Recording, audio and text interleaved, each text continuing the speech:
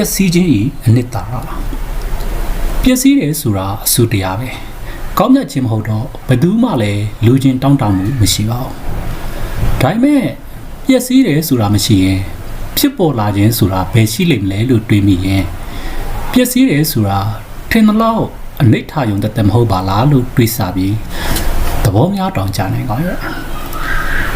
ဟိန္ဒူတွေကိုးကွယ်တဲ့ရှီဝဆိုတဲ့နတ်ဘုရားလို့ပေါ့အဓိကနတ်ဘုရားသုံးပါးအနက်က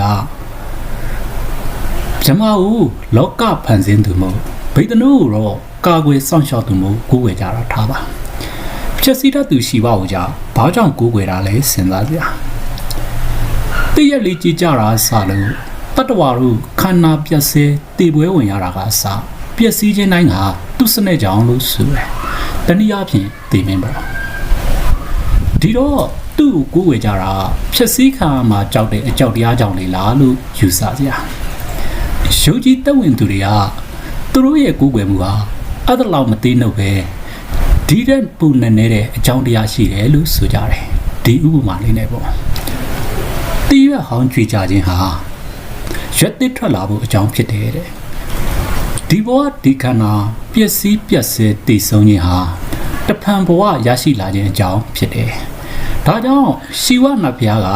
ဖြစ်စည်းတယ်ဆိုတာအမုန်းတရားကြောင့်မဟုတ်ပဲပုံမူတစ်လွင်ကောင်းမွန်တဲ့အရာတစ်ခုမွေးဖွားပေါ်ပေါက်လာစေဖို့ဖန်ဆင်းပေးခြင်းနဲ့ပြောချင်တာပျက်စီးခြင်းဖြက်စီးခံရခြင်းတွေနဲ့ကြုံလာခဲ့ရင်ပိုကောင်းတဲ့အရာတစ်ခု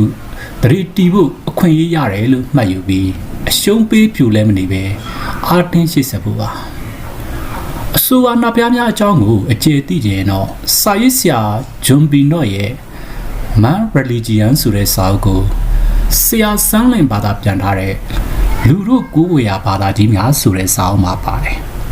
အဆိုပါစာအုပ်ကိုတို့အညာ YouTube Channel မှာကိုဝင်းဦးဖတ်ပြထားတာရှိတယ်ဗျ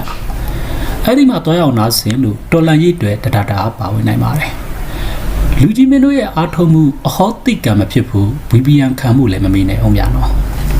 အရေးတော်အောင်တော့မီစစ်အာဏာရှင်မုတ်ချအဆုံးသတ်တော်မီ